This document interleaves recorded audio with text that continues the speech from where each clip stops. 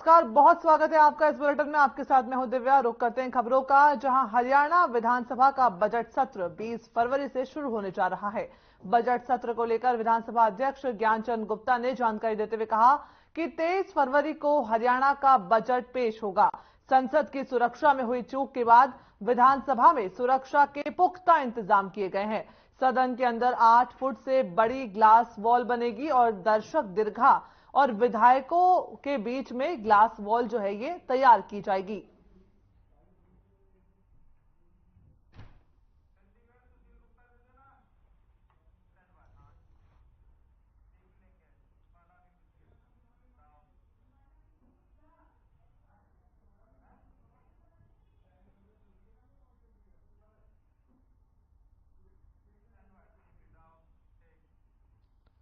वही खबर अंबाला से है, जहां ईडी के बार बार समन भेजे जाने के बावजूद भी दिल्ली के मुख्यमंत्री अरविंद केजरीवाल ईडी के सम्मुख पेश नहीं हुए, जिस कारण ईडी उनके खिलाफ कोर्ट में गई है। इस पर हरियाणा के गृह मंत्री अनिल विज ने बड़ा बयान देते हुए कहा कि केजरीवाल चाहते हैं कि उनको पुलिस पकड़ कर ले जाए और उनकी टीआरपी बढ़े, इसलिए वे ऐसा कर रहे हैं।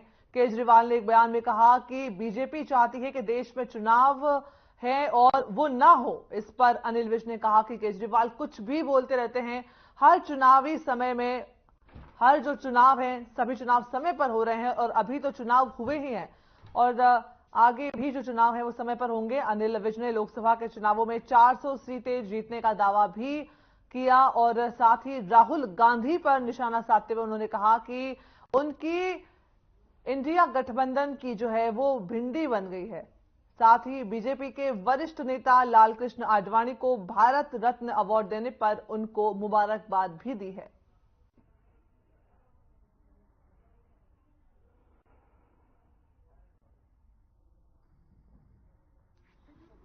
केजरीवाल जी चाहते हैं कि उनको पुलिस पकड़ कर लेकर जाए और उनकी टीआरपी बने, इसलिए वो बार बार मना कर रहे हैं। केजरीवाल जी तो उल जलूल बोलते रहते हैं। क्यों चुनाव ना हो? अभी तो चुनाव होके हटे हैं, हर चुनाव टाइम पर हो रहे हैं और बाकी भी चुनाव होंगे। भाजपा क्यों चाहेगी चुनाव ना हो? भाजपा तो चाहती है चुनाव हो और इस बार 400 सांसद जीत गया है। हाँ, राहुल गांधी जी राजनीति में तो फेल हो गए। उन्होंने इंडी बनाई थी, उसकी भिंडी बन गई। तो अब कोई ना कोई और काम तो ढूंढना ही है ना, तो ये बीड़ी बनाने का काम भी अच्छा है।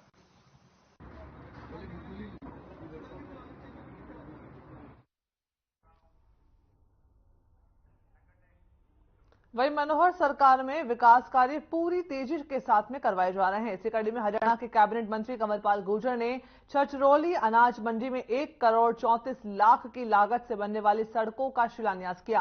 कैबिनेट मंत्री ने कहा कि मंडी के अंदर ये सड़कें जल्द ही बनकर के तैयार हो जाएंगी, जिससे कि बहुत लाभ मिलेगा। वहीं उन्होंने इस दौरान विपक्ष के ईडी पर उठाए जा रहे सवालों और अभय चौटाला के बयान पर पलटवार किया। उन्होंने कहा कि कांग्रेस के शासन में केवल बयानों में ही विकास की बात होती थी, लेकिन मौजूदा समय में धरातल पर विकास कार्य किए जा रहे हैं। भूपेंद्र हुड्डा ने भी कहा कि जब ईडी पूछताछ के लिए बुलाएगी तो वे जाएंगे। साथ ही उन्होंने कहा कि किसी को नोटिस देने से कोई अपराधी नहीं बन जाता है।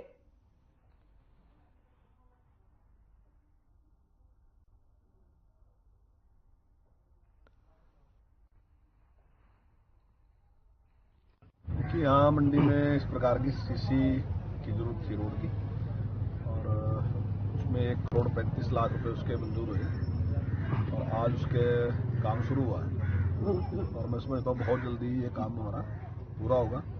हमारी जो आड़ती एसोसिएशन है उसकी भी डिमांड थी और मैं समझता हूँ टाइम की समय के हिसाब से जरूरत भी थी इसकी। हालांकि बनी तो थी पहले, लेकिन वो अच्छी स्थिति में थी और वो तारकोल की थी। सबकी डिमांड ये थी कि सीसी की बननी चाहिए। अब ये सीसी की बनेगी, इससे किसानों को भी लाभ होगा और अड़चनों को फायदा होगा।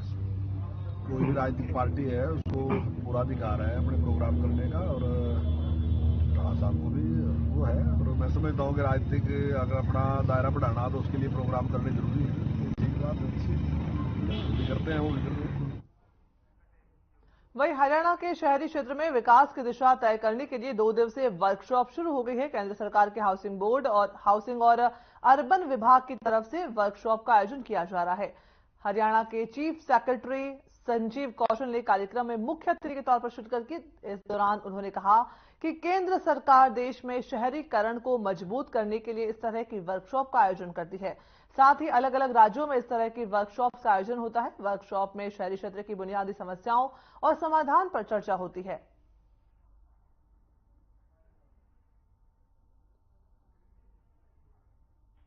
देखिए, ये एक तरह से महाकुंभ है सभी प्लानर्स का।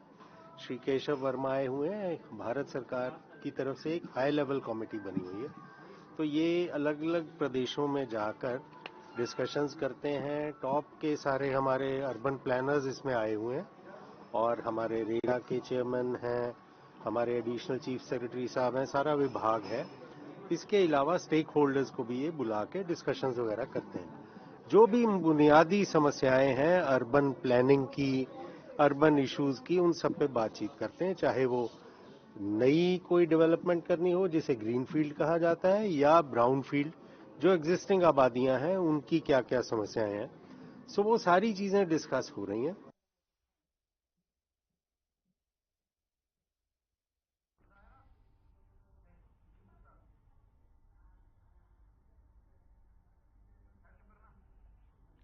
खबर बता रहे हैं आपको चंडीगढ़ से, जहां पर वर्कशॉप का आयोजन किया गया है। बता दें कि ये वर्कशॉप जो है हरियाणा के चीफ सेक्रेटरी ने भी इसमें जो है वो शिरकत की है। शहरीकरण को जो है वो किया जाएगा मजबूत।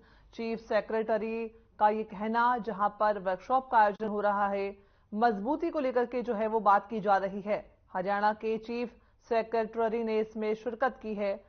शहरीकरण को मजबूती प्रदान की जाएगी। चंडीगढ़ में यह वर्कशॉप का आयोजन, जहां से सीधे तस्वीर आपको दिखा रहे हैं, देख सकते हैं तस्वीरें वर्कशॉप कार्यक्रम की, जहां पर मंच पर जो है चीफ सेक्रेटरी विराजमान हैं। साथ ही इस पूरे वर्कशॉप का जो है आयोजन किया जा रहा है। बता दें कि हरियाणा में शहरीकरण को मजबूती पर जोर देने के लिए ये इसका आयोजन हुआ है। वहीं आम आदमी पार्टी के प्रदेश अध्यक्ष डॉक्टर सुशील गुप्ता ने कहा कि एक अहम मुद्दे पर प्रेस कॉन्फ्रेंस कर रहे हैं। प्रदेश में युवा परेशान हैं। युवा बेरोजगारी के चलते नशे की तरफ जा रहे हैं। देश और प्रदेश में युवा नौकरी नहीं मिलने के चलते अपनी जमीन बेच करके अवैध तरीके से विदेश जाना चाहते हैं। 2 लाख से अधिक पद खाली पड़े हैं। शिक्षा विभाग में 71,000 पद खाली हैं। पुलिस विभाग में 21,000 से ज्यादा पद रिक्त हैं। परिवहन में 10,000, पशुपालन सेक्टर हो वहां पर 6,000 से ज्यादा पद खाली हैं। अग्निशमन विभाग में 3,000 से ज्यादा पद जो हैं वो रिक्त पड़े हैं। आज बेरोजगारी के चलते युवाओं जो हैं वो युवा डिप्रेशन में आ रहे हैं और साथ ही आत्महत्या के मामले भी बढ़ रहे हैं। बहुत इंपॉर्टेंट विषय मैं आपके सामने लेके आया हूं। पूरे प्रदेश में आज युवा सड़कों के ऊपर है, त्रस्त है बेरोजगारी के कारण। पूरे प्रदेश में आज हर घर के अंदर युवा डिप्रेशन का शिकार हो रहा है, नशे का शिकार हो रहा है, परंतु सरकार की कान पे जूं तक नहीं रेंग रही। कैसे इस बेरोजगारी की समस्या का हल निकलेगा? स्थिति इतनी भयावह बनी हुई है कि हर घर के अंदर अब माँ बाप भी परेशान है। जब घर के युवा, घर का चिराग बेरोजगारी की वजह से नशे पे चल पड़ा, बेरोजगारी की वजह से डिप्रेशन पे चल पड़ा, बेरोजगारी की वजह से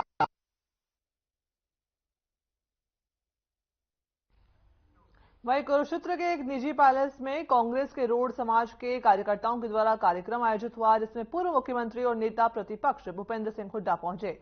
भूपेंद्र सिंह हुड्डा ने पत्रकारों से बातचीत में कहा कि पिछली बार रोड समाज की टिकट में हिस्सेदारी बनती थी, लेकिन किन्हीं कारणों से उन्हें टिकट जो है वो नहीं दे पाए थे। भूपेंद्र सिंह हुड्डा ने मुख्यमंत्री मनोहर लाल के कांग्रेस के जातिवाद की राजनीति के बयान पर कहा कि मुख्यमंत्री मनोहर लाल खुद ही ऐसी राजनीति करते हैं।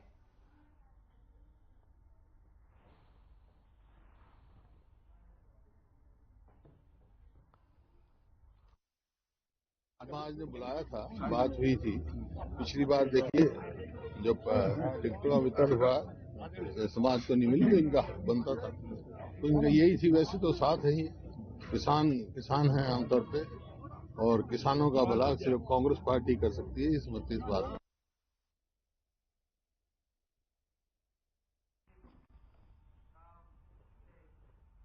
वहीं लोकसभा चुनाव और हरियाणा विधानसभा चुनाव को लेकर हरियाणा में सभी पार्टियों ने कमर कस ली है। कांग्रेस ने भी हर विधानसभा क्षेत्र में जाकर के तरह तरह से चुनावी प्रचार कर रहे हैं। कुमारी शैलजा के नेतृत्व में किरण चौधरी, रणदीप सुरजेवाला और उनसे जुड़े नेता भी प्रदेश में कांग्रेस संदेश यात्रा लेकर निकले हैं। हिसार लोकसभा क्षेत्र से शुरू हुई कुमारी शैलजा की कांग्रेस संदेश यात्रा 5 फरवरी को अंबाला लोकसभा क्षेत्र में एंट्री करने जा रही है। सबसे पहले कालका विधानसभा क्षेत्र के रायपुर रानी, फिर नारायणगढ़ और उसके बाद यह यात्रा साढ़ौरा विधानसभा क्षेत्र के बिलासपुर पहुंचेगी, जहां पर साढ़ौरा से मौजूदा विधायक रेणुबाला की अगुवाई में कार्यक्रम आयोजित होंगे।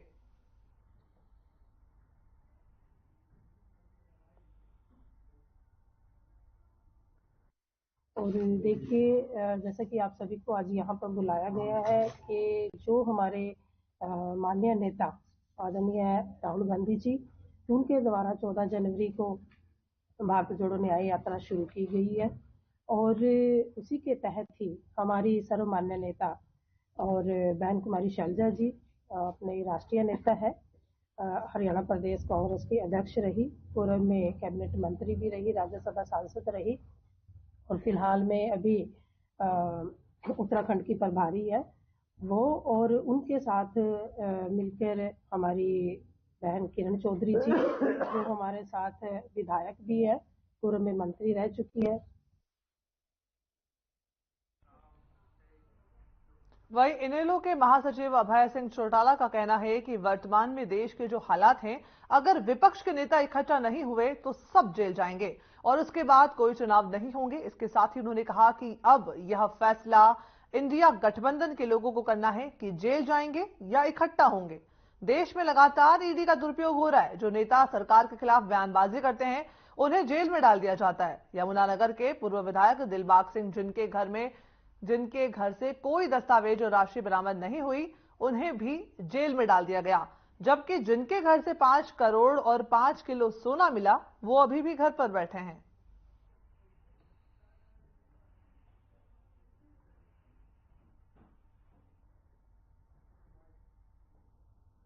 पूछा था ये कि नमी के नाम के ऊपर जो पैसा किसान का काटा जा रहा है,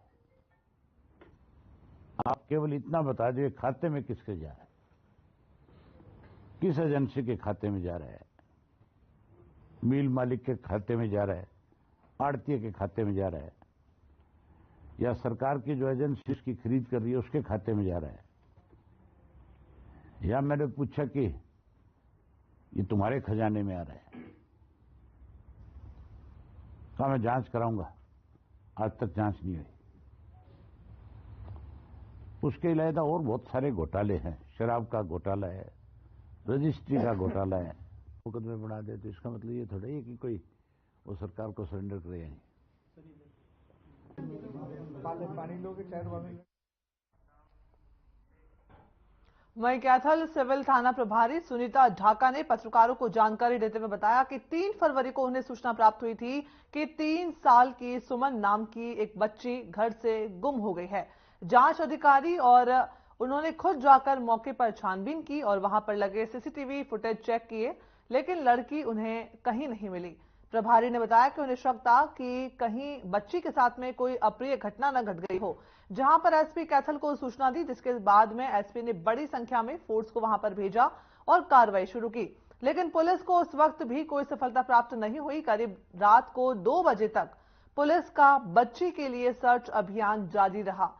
वहीं एक फोन के माध्यम से ये जानकारी मिली कि वो बच्ची गायब हो चुकी है और पुलिस थाने में इसकी रिपोर्ट दर्ज करवाई है, जहां पुलिस मौके पर पहुंची और बच्ची की पहचान कर परिजनों को बुलवाया।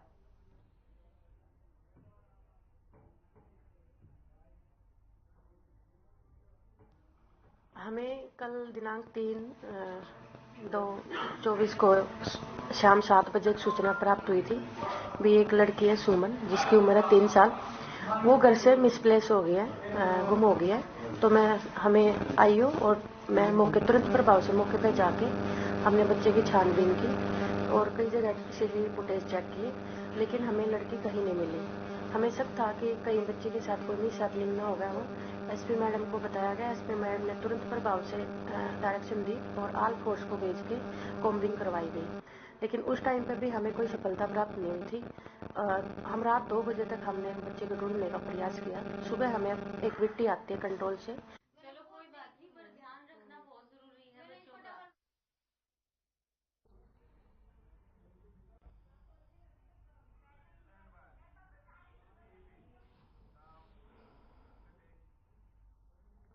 और वहीं करनाल के गांव कतला हेड़ी की ड्रोन दीदी अब पायलट बन गई हैं, जो कि अब ड्रोन दीदी के नाम से जानी जाएंगी, क्योंकि गांव की रहने वाली सीता देवी ने तमाम चुनौतियों को सफलतापूर्वक सामना किया और ड्रोन उड़ाने की ट्रेनिंग ली। राज्य सरकार ने भी महिला के हौसलों और लगन को देखते हुए एक ड्रोन उपलब्ध करवाया है और ड्रोनी दीदी दूसरी महिलाओं के लिए प्रेरणा का एक सोर्स बनकर के उभरी हैं। ग्रामीण महिलाएं स्वरोजगार के लिए तमाम चुनौतियों का सामना करके आगे बढ़ रही हैं। ग्रामीण क्षेत्रों में महिलाएं न केवल खेतीबाड़ी, सरकारी नौकरियों, बल्कि खुद का व्यवसाय खड़ा करने में जुटी है। ऐसी ही एक महिला कतला हेड़ी की सीता देवी, जो कि अब ड्रोन दीदी के नाम से जानी जाएगी। सीता ने ग्रामीण परिवेश में पेश आने वाली सभी समस्याओं को पीछे छोड़ते हुए ड्रोन पायलट चलाने का लाइसेंस प्राप्त कर लिया है।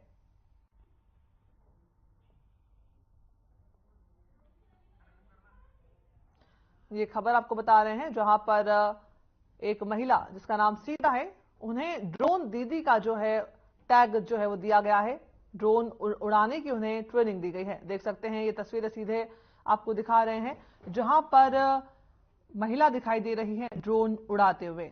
ड्रोन दीदी के नाम से ड्रोन पायलट जो है वो बन गई है। देखिए किस प्रकार से एक महिला जो है ड्रोन का संचालन कर रही है। खबरों में आगे बढ़ते हैं, जहां अंबाला के पंजोखरा साहिब थाना के एरिया में अवैध रूप से चलने वाले नशा मुक्ति केंद्र के मुख्य संचालक को गिरफ्तार किया है। दरअसल पुलिस को शिकायत मिली थी कि एक अवैध नशा मुक्ति केंद्र पंजोखरा थाना क्षेत्र स्थित खतौली और दूसरा गरनाला गांव में चल रहा है। खबर मिलने के बाद स्वास्थ्य और पुलिस विभाग ने दबिश देकर खतौली से 3 उपचाराधीन मरीजों का रेस्क्यू किया। वहीं 2 स्टाफ सदस्यों को भी काबू करके जांच शुरू कर दी थी। अंबाला पुलिस मुख्य आरोपी सरताज को अदालत में पेश करके पूछताछ के लिए इसका पुलिस रिमांड मांगेगी। पुलिस रिमांड के दौरान अवैध रूप से चलाए जा रहे नशा मुक्ति केंद्रों को चलाने संबंधित कागजात भी जो है बरामद पुलिस करेगी।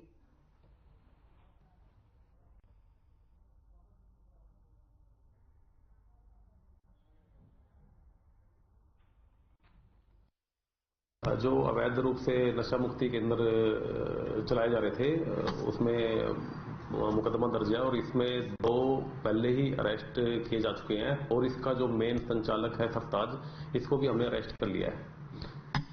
अभी फिलहाल इसको अरेस्ट किया, कोर्ट में पेश करेंगे और इसका रिमांड लेंगे और इससे पूछताछ करनी बाकी है अभी सरताज से।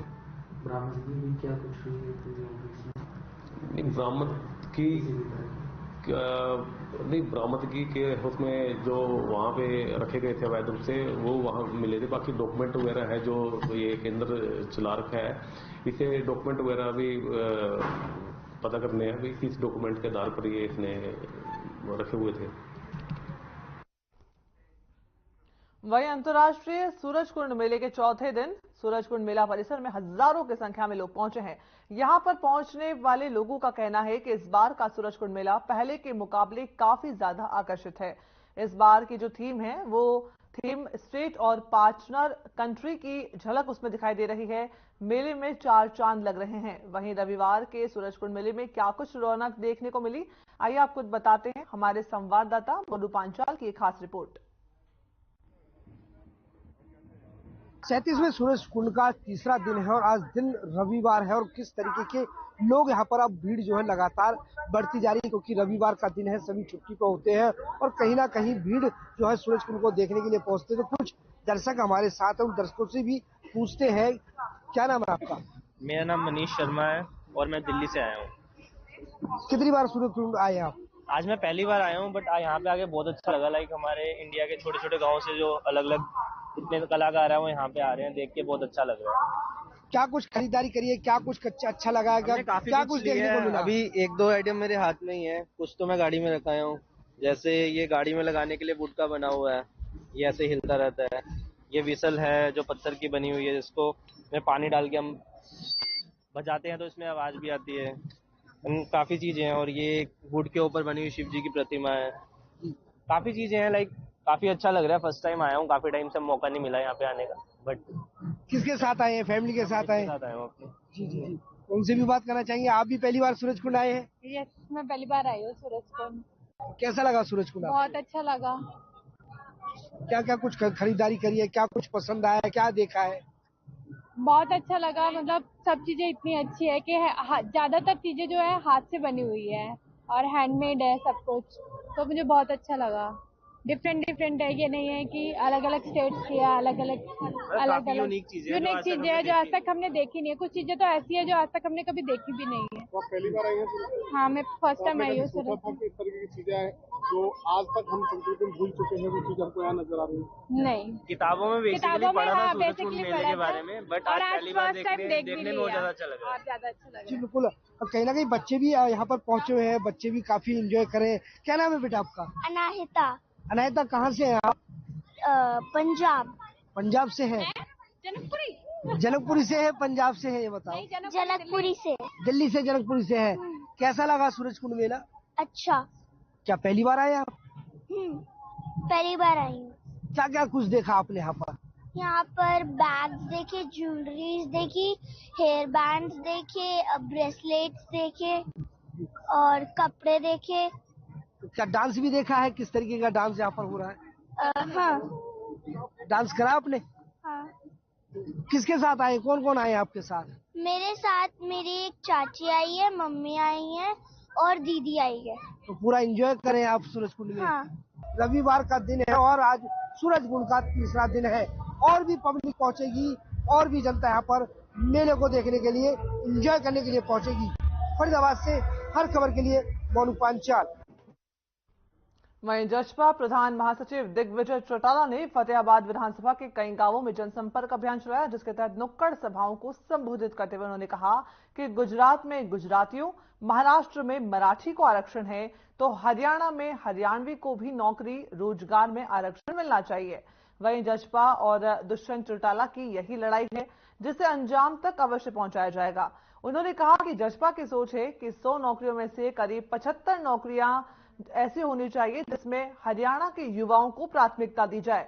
वहीं जसपा मीडिया प्रभारी दिनेश बंसल ने कहा कि इस दौरान जसपा प्रधान महासचिव दिग्विजय चौटाला ने कई गांवों में डिजिटल ई-लाइब्रेरी बनाने का भी ऐलान किया है।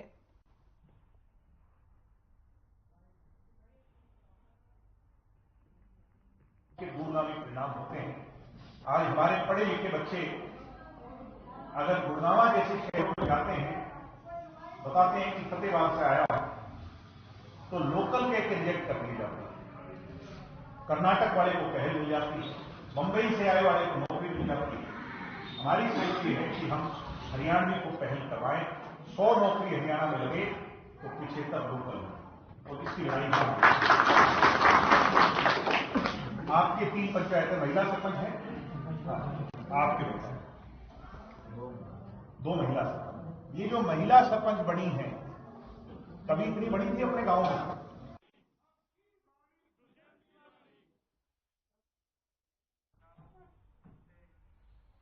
खबरों में आगे बढ़ते हैं, जहां फरीदाबाद के ग्रीनफील्ड इलाके में शराबियों ने एक युवक पर थिनर डालकर उससे आंख के हवाले कर दिया, जिसे गंभीर हालत में सिविल अस्पताल में भर्ती करवाया गया है। बताया जा रहा है कि पीड़ित ने शराबियों को खुलेआम शराब पीने से रोका था, जिससे कि नाराज शराबियों ने उसे जिंदा जला दिया। फिलहाल पुलिस इस पूरे मामले की तफ्तीश में जुट गई है।